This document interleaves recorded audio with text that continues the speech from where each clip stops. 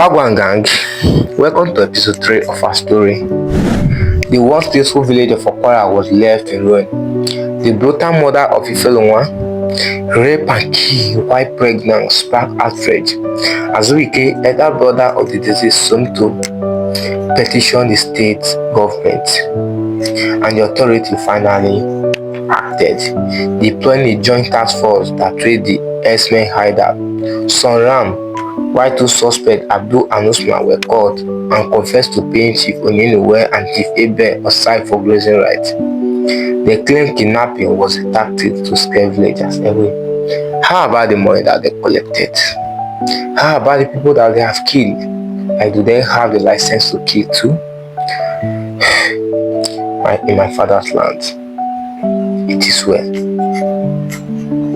But before justice could be served, their fleeing colleague launched a deadly reprisal attack, killing and injuring many, setting home ablaze. Okwara villagers fled in terror. Despite Abdul and Usman's confession, they were acquitted, leaving the community devastated. The aftermath was catastrophic.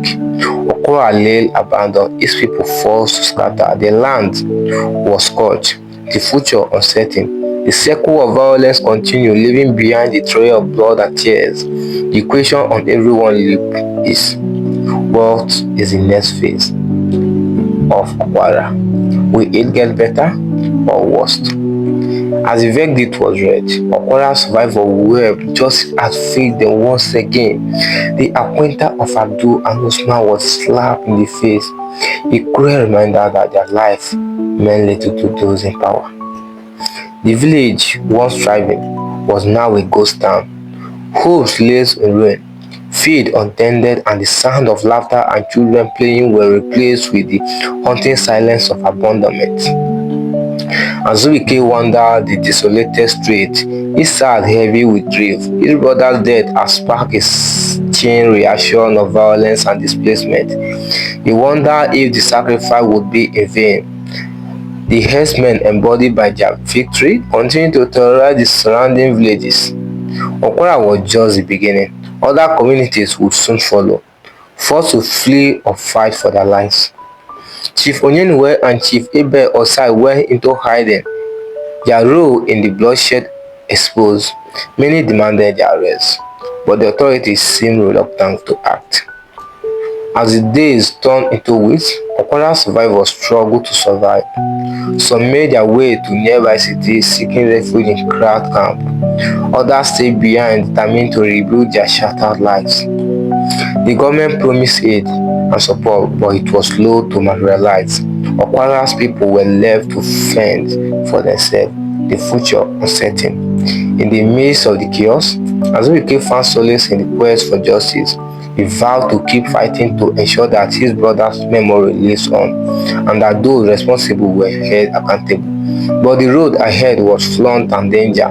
The herdsmen were relentless, and the authorities seemed more interested in maintaining the status quo than in bringing peace to the region. As the months dragged on, Okwara's people began to lose hope. Would they ever be able to return to their homes? Would justice ever be served? The question hung in the air, unanswered. The villages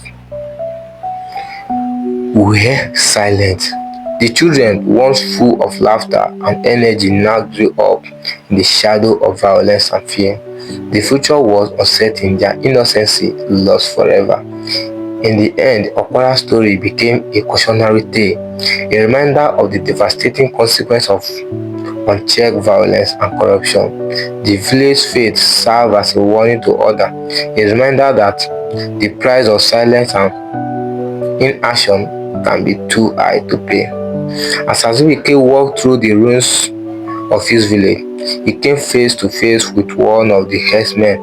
In a fit of rage, Azuike attacked, and in a ensuring struggle, the herdsmen fatally stabbed him.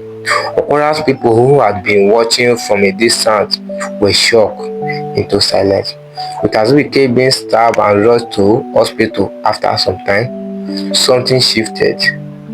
Okwara people, fueled by grief and anger, banded together, determined to reclaim their land and their dignity.